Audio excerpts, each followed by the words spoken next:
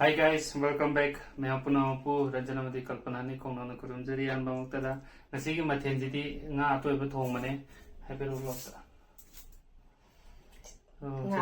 nga atoiba thongmasale adegi champut kare su yaure mathong tara singju khara su laire aduga salad ka yaure aduga hawai mang nate hawai sangbi ga khamen khabi ga kot na su yaure adade ma'am मतलब थेंदा दबीदा चाबा होरगे चाबा होरसे नहन बाइले nga chada ko kuire ha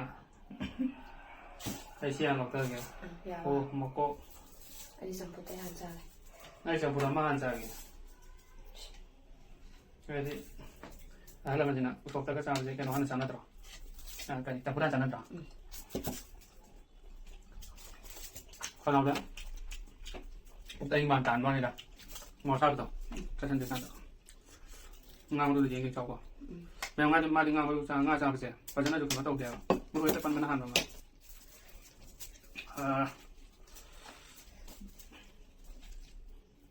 เอาละอันนั้นเป็นเอาละฮะนั่นจะตรงแน่นอนอันนี้ไม่ต้องเผาเลยฮะถึงปะต้องให้แน่หมดตุนตัดตาได้ละถึงจะต้องอะไร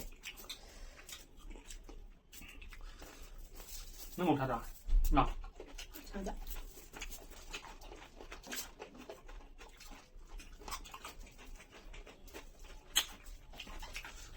ต้องจับเอาไว้ผมต้องชมเลยมาที่เขาชุดตีเนี่ยว่ะเขาชุดสิ่งต่างๆตัวแต่หมู่บ้านที่เสียงแกเอ้ยตัวน้ำเดือดร้อนตัวเราไม่ได้ว่ะเดี๋ยวคนที่ก็มาเดี๋ยวสิ่งต่างๆเดี๋ยวตัวน้ำหนักไม่ต้องแบบด้วยไอ้ตัวน้ำตาหัวเรา hospital ต้องจะถูกเลยแล้วเราไปสิ่งต่างๆเนี่ยจากสวยจากสวยหมดแล้วเราจ่ายทุนเลยสิ่งเลยตาเราคนร้อนจะเลยเจ็บแล้วเราจ่ายเยอะๆเอ็นมันก็หักไปเลยสิ่งต่างๆเราจ่ายเพียงแต่ละวันสิ่งตาที่ได้อยู่คงจะเกี่ยงใส่ให้บุตรที่ใครเดียวเราต้องมีตะกั่วด้วยไอ้นี่มาสิเนี่ยทิ้งเลยเอาไว้แล้วนะเอาหิวเอาไว้ทำก่อน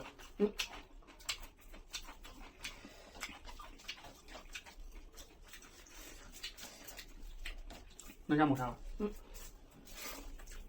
ใช่ไม่หมูหลอกที่ยามจานี่ปะเขาด่ากันปะจะเอาไปชกปุ๊บเดียว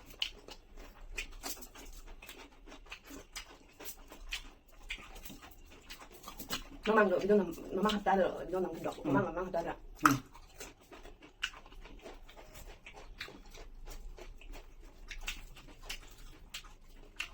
ชาวเราก็จะซื้อได้ประมาณ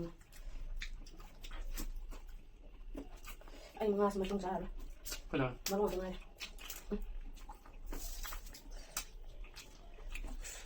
ทำมันเล่นดีจัง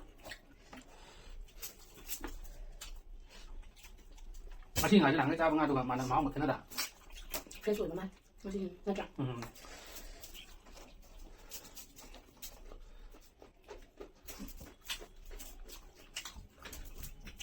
คือได้ถามนั่นก็น้องตะการหลับไปเลย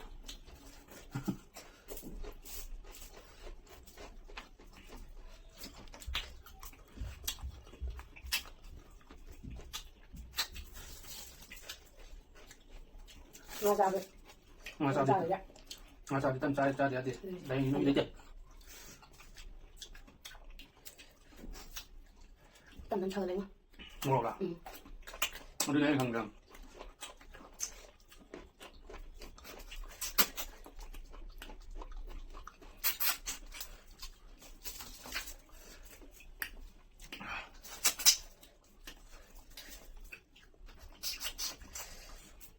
สาวสินะดูชิงดูดิสาวที่ชาที่ต้องปั่นยังเป็นชาหรอเลยแล้วก็เอาจนอัตราการที่ทำไปไงอ่ะนั่งไปให้เราหรอให้เจ้าหนุ่มใหญ่อุ้มตัวเป็นกรรมการทำอะไรทำให้ลูกเป็นไม่ควรจะกูได้เตะสายเลยให้จะรอจะซื้อกันสิดูใช่ไหมให้จะได้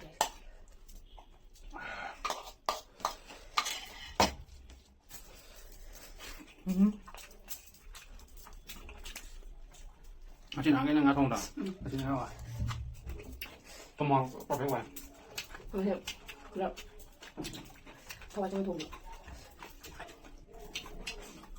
ชาเป็นสีน้ำสีเดียวกับอ่ะไอ้ชาไม่เอา này là dành cho xài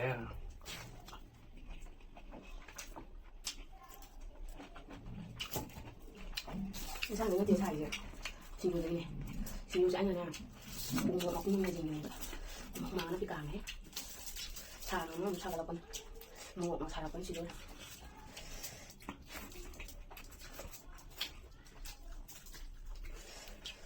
nó lâu một lần rồi nó luôn xài 엄마, 아, 좀 아는데. 참나.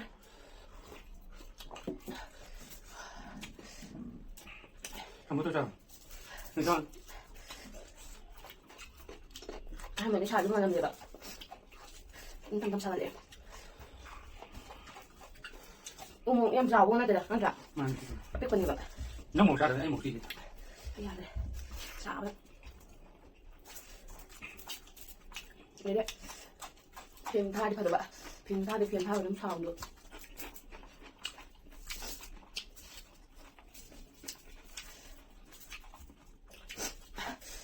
Rồi dễ sinh ra ngoài kìa bạn. Rồi dễ sinh ra ngoài ta là cái nào? Qua thằng ba là cũng đúng không? Tàu bé nó trả. Sinh ra ngoài tàu này nè. Để nó tàu được bạn.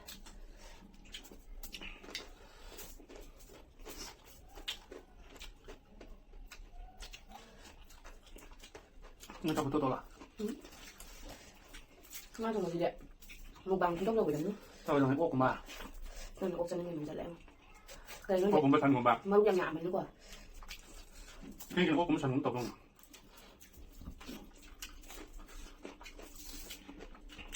ngang gì là mới giờ thành đâu có nói cái nào Yên nhưng mà lúc chẳng léo gì nào mà chẳng léo gì nào. cái này này Thành cái lúc cũng mình vậy. Nga thì mình điểm nhà mình. Nga nó ra mà nó bẩn là liệu.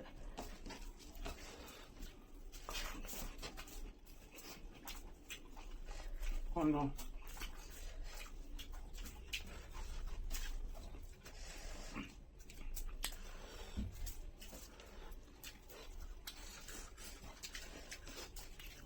anh Giang đi chặt trái để thòng một cái nào vậy Không bằng dạng hoàng ngầm đâu ngoài là anh thành gì?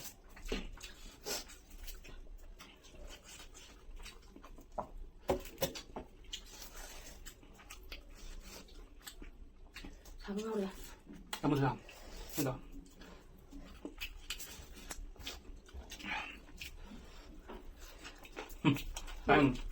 đây còn cái có gì ạ bây giờ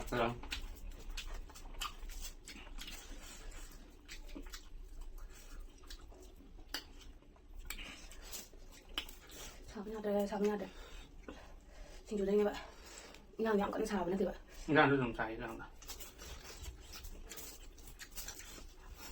Nhang chú nè. Mà xin cây của khăn rồi nó không gì vậy. Mua cái nào mà thật xinh rồi. Xin chú mà thật xinh rồi. Mua cái gì mua cái gì. Cái đi ăn nó không gì xa chú xa thì đúng không? Mà chủ nó ăn sang cái nó tông rồi. Nó hao thì vậy. Ăn mà hơi nó chúng bắt cái cà vào tàu vậy. Đúng không cái này vậy. đây người thấy nó ngon thơm này mình cũng đã cầm mà chân lồ ở đây này vậy cầm nó tiệt vậy sai gì cũng giận mà nhưng mà nó nghe một quả ở đây mà hao được cái này thế nào có ai đi được cái gì cả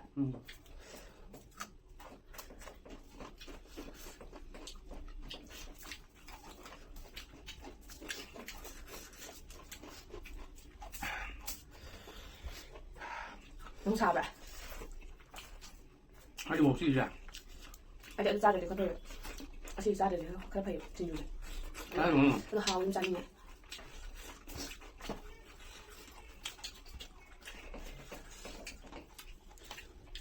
hai cái mùa mà dạo ăn mà mình thấy một cái thảo của nó làm cái gì không tốt chăng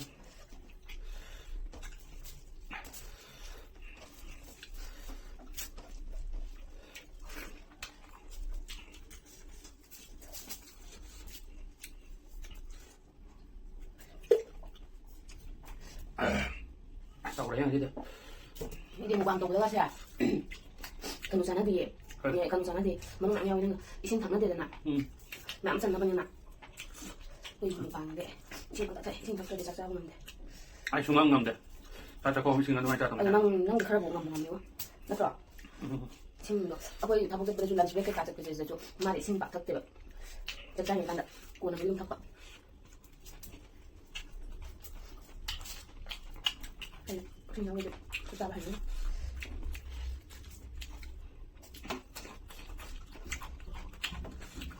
mua cái nhầm đây là lúc này anh làm sao xem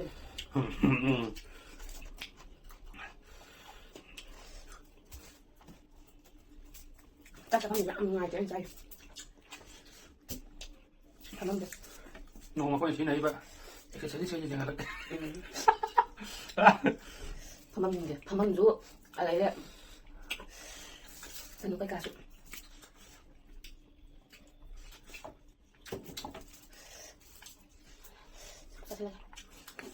Dạ, dạ. Sao nào? Hắn nhau rồi à? Răng hầu được không dạ? Đây áo được không ạ? Không ngã được. Làm sao bắt tiền mẹ? Ăn gì hầu ạ? Hay sao thì làm sao thì anh xin được. Nó một sao đây cầm ngon rồi. Cầm nó mình gì đấy? Cái này. Cái mà tháo năng không? Mấy xí kia, mấy xí cái này đấy. Sao rồi con làm? Cái này nó thì ngồi nó đi vậy. Sao rồi con lại cái đó. Ở đây rồi, mà còn ông đi cái giải này hành nó đâu thì đâu rồi? Đây là nồng phải các bạn này. Tôi thử. Ngon rồi các.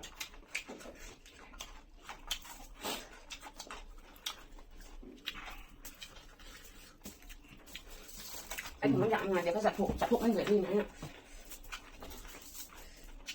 Anh làm đấy xin luôn.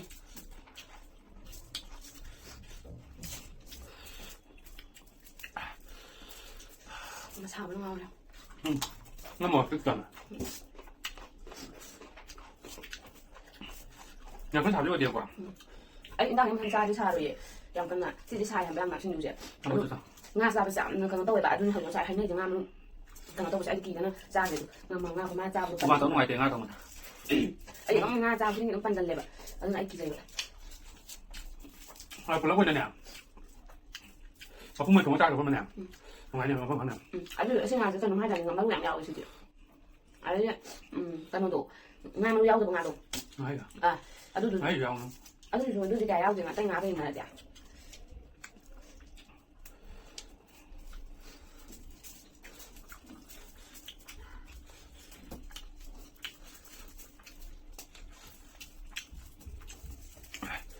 지금 보면 Ủa sao lại không mua được?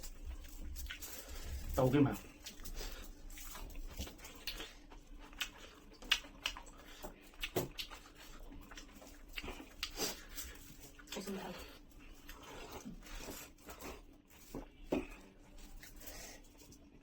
Không có nhìn thằng này. Mà được.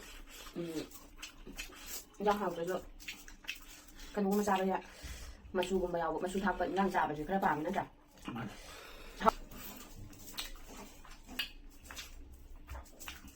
Anh không dùng thầu cái gà rán nhưng đều.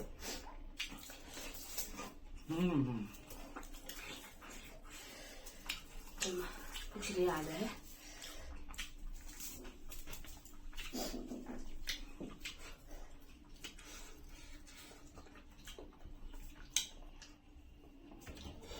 생각해봐. Xong rồi tiêm vậy đấy. Và giờ này thật vì nè beans nè, duga squash to, duga tàu và put para ấy xong rồi khá là mẹ duga cái mẹ ăn đấy. Thôi cần một cái khơi tung gì chứ. Baru makai amma đây.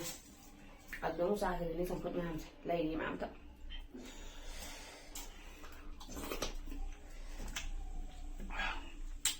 School halapagumba lấy được nào. School halapagan ra waan halapase. Asi kan ra campur che. Tini tum tao put ra sao ra hảo ấy em ạ. Cuối tuần nó về nó put lòng người này vậy nó về nó tần được hình nên nó put lại.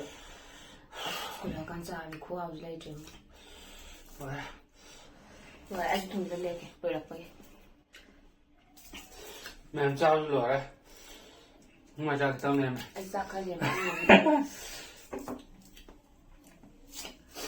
Đưa đi, nói xem lại. Nói xem lại xem. Nó đâu khoai ra thì mà một bà một tâu gì kìa. Mà mình cả cái ra vậy nè, em là khoai ra hào tụ ba màn và cái đầu bóng mà đi nát để. That's right.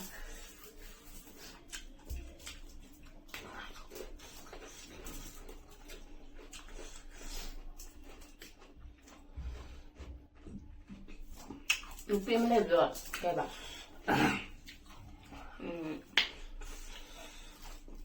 ꯄꯣꯛ ꯊꯣꯡꯕ ꯑꯗꯨꯝ ꯆꯥꯔꯒ ꯆꯥꯕ ꯇꯧꯕ ꯅꯨꯄꯤ ꯑꯗꯨꯒ eat with stress ꯍꯥꯏꯕ꯭ꯔꯥ ꯀꯩꯅꯣ eat with stress ꯍꯥꯏꯕ꯭ꯔꯥ ꯀꯩꯅꯣꯝ ꯍꯥꯏꯗꯥꯏꯅꯦ ꯑꯗꯨ ꯅꯨꯄꯤꯗꯨꯗꯤ ꯑꯁ ꯃꯥꯗꯤ ꯑꯣꯛꯁꯨ ꯐꯖꯅ ꯆꯥꯏ ꯌꯦꯡꯕꯁꯨ ꯅꯨꯡꯉꯥꯏꯅ ꯃꯥꯅ ꯆꯥꯕꯗꯣ ꯑꯩꯗꯤ ꯑꯣꯛ ꯌꯥꯝ ꯄꯥꯝꯃꯦꯀꯣ ꯃꯥꯗꯤ ꯇꯧꯕꯅ ꯆꯥꯎ ꯌꯥꯔꯣꯏ ꯑꯩ ꯆꯥꯅꯤꯡꯗꯦ ꯑꯗꯨꯒꯤ ꯑꯣꯛꯇꯤ ꯑꯗꯨꯗꯒꯤ ꯑꯃꯁꯨ ꯂꯩꯕꯗꯣ ꯃꯌꯥꯡ ꯑꯃ ꯃꯗꯤ ꯏꯠ ꯍꯥꯏꯕ ꯀꯩꯅꯣ ꯑꯩꯗꯤ ꯃꯨꯛꯕꯥꯡꯒꯤ ꯚꯤꯗꯤꯑꯣ ꯌꯥꯝ ꯌꯦꯡꯉꯦ ꯑꯗꯨ ꯀꯩꯒꯨꯝꯕ ꯀꯥꯟꯗꯁꯨ ꯑꯗꯨꯝ ꯃꯣꯏ ꯃꯇꯧꯒ ꯇꯝꯕ ꯀꯥꯟꯗꯒ ꯆꯥꯅꯤꯡꯉꯛꯄꯒ ꯌꯥꯎꯗꯅꯒ ꯑꯍꯤꯡꯗꯒ ꯑꯗꯨꯝ ꯆꯥꯕꯁꯨ ꯌꯥꯎꯏ ꯄꯣꯠꯅꯤꯗ ꯃꯤ ꯆꯥꯕꯁꯨ ꯑꯗꯨꯝ ꯍꯥꯎꯗꯣꯏ ꯃꯥꯟꯕꯗꯣ ꯑꯗꯨꯒ ꯊꯣꯡꯉ ꯆꯥꯔꯀꯥꯟꯗꯗꯤꯀꯣ ꯆꯥꯕ ꯉꯝꯗꯦ ꯊꯕꯛ ꯃꯐꯝꯗꯒ ꯂꯩꯔꯤꯀꯥꯟ ꯆꯥꯛ ꯂꯥꯝꯃꯛꯄ ꯇꯥꯏꯃꯤꯡꯗꯒ ꯆꯥꯕꯗ ꯉꯥꯎꯖꯕꯤꯒꯤ ꯚꯤꯗꯤꯑꯣꯒ ꯌꯦꯡꯕꯁꯤ ꯂꯩꯇ꯭ꯔꯦ ꯌꯥꯝ ꯂꯣꯏꯔꯦ ꯃꯥ ꯅꯨꯡꯗꯥꯡꯗꯒꯗꯤ ꯑꯩꯈꯣꯏ ꯆꯥꯕ ꯇꯜꯂꯛꯑꯕ ꯊꯑꯣꯏꯅ ꯁꯤ ꯇꯥꯏꯕꯈꯣꯏ ꯄꯣꯠ ꯇꯧꯔꯛꯑꯅꯤ ꯊꯃꯥꯡ ꯊꯝꯃ ꯆꯥꯏꯌꯦ ꯑꯁꯦꯡꯕ ꯃꯔꯛ ꯃꯔꯛꯇ ꯆꯨꯝꯃꯦ ꯅꯪ ꯍꯥꯏꯗꯨꯕꯨꯗꯤ ꯃꯔꯛ ꯃꯔꯛꯇ ꯉꯁꯥꯏ ꯆꯥꯛ ꯆꯥꯕ ꯁꯨꯝ ꯇꯟꯁꯤꯜꯂꯛꯄꯒꯨꯝꯕ ꯂꯩꯗꯅ ꯆꯥꯅꯤꯡꯉꯛꯇꯕꯒꯨꯝꯕ ꯐꯥꯎꯔꯛꯄꯗ ꯑꯗꯨꯝꯕꯗ ꯃꯨꯛꯕꯥꯡꯁꯤ ꯃꯥꯡꯗ ꯊꯝꯃꯅꯤ ꯃꯨꯛꯕꯥꯡꯒꯤ ꯚꯤꯗꯤꯑꯣꯁꯦ ꯍꯥꯟꯅ ꯐꯖꯅ ꯌꯦꯡꯉꯅꯤꯅ ꯑꯗꯨꯒ ꯃꯥꯡꯗ ꯊꯝꯃꯀꯥꯟꯗ ꯆꯥꯕ ꯑꯗꯨ ꯁꯨꯝ ꯆꯥꯛ ꯆꯪꯉꯦꯕꯣ ꯅꯪꯗꯤ ꯌꯦꯡꯗꯅꯤ ꯈꯪꯉꯝꯃꯣ ꯃꯥꯗꯤ ꯌꯦꯡꯗꯦ ꯃꯥꯗꯤ ꯃꯨꯛꯕꯥꯡ ꯚꯤꯗꯤꯑꯣꯁꯨ ꯌꯦꯡꯗꯦ ꯑꯗ ꯌꯥꯝ ꯌꯦꯡꯗꯦꯗ ꯃꯥꯗꯤ ꯍꯩꯁꯤꯟꯗꯩꯕ꯭ꯔꯥ ꯇꯩꯗ ꯊꯦꯡꯛ ꯌꯨ ꯒꯥꯏꯁ ꯂꯣꯏꯁꯤꯜꯂꯒꯦ ꯑꯗꯨꯗꯤ ꯚꯤꯗꯤꯑꯣꯁꯨ ꯁꯥꯡꯅꯕꯅꯤ ꯃꯊꯪ ꯚꯤꯗꯤꯑꯣ ꯑꯗꯨꯝ ꯃꯌꯥꯝ ꯄꯨꯟꯅ ꯑꯃꯨꯛ ꯊꯦꯡꯅꯃꯤꯟꯅꯁꯦ ꯉꯁꯤꯒꯤꯗꯤ ꯃꯌꯥꯝ ꯀꯥꯏꯅꯔꯁꯤ ꯑꯗꯣ ꯂꯣꯏꯁꯤꯜꯂꯛꯄꯗ ꯚꯤꯗꯤꯑꯣꯁꯦ ꯅꯧꯅ ꯆꯪꯉꯛꯄ ꯑꯣꯏꯔꯒꯗꯤ ꯁꯕꯁꯀ꯭ꯔꯥꯏꯕ ꯂꯥꯏꯛ ꯑꯃꯗꯤ ꯁꯤꯌꯔ ꯁꯣꯏꯗꯅ ꯇꯧꯕꯤꯔꯝꯃꯣ ꯑꯩꯒꯤ ꯍꯥꯟꯅꯒꯤ ꯂꯩꯔꯤꯕ ꯀꯁꯇꯃꯔ ꯑꯣꯏꯔꯗꯤ ꯅꯠꯇꯦ ꯑꯩꯒꯤ ꯍꯥꯟꯅ ꯂꯩꯔꯤꯕ ꯅꯨꯡꯁꯤꯔꯕ ꯑꯩꯒꯤ ꯚꯤꯌꯨꯋꯔꯁꯤꯡ ꯑꯩꯒꯤ ꯃꯔꯨꯞꯁꯤꯡꯅ ꯑꯩ ꯚꯤꯗꯤꯑꯣꯁꯦ ꯁꯤꯌꯔ ꯇꯧꯕꯤꯔꯝꯃꯣ ꯂꯥꯏꯛ ꯇꯧꯕꯤꯔꯝꯃꯣ ꯑꯗꯨꯗꯤ ꯃꯌꯥꯝ ꯃꯊꯪꯒꯤ ꯚꯤꯗꯤꯑꯣ ꯑꯗꯨꯝ ꯊꯦꯡꯅꯔꯁꯦ ꯍꯟꯗꯛ ꯉꯁꯤꯒꯤꯗꯤ ꯀꯥꯏꯅꯔꯁꯤ ꯕꯥꯏ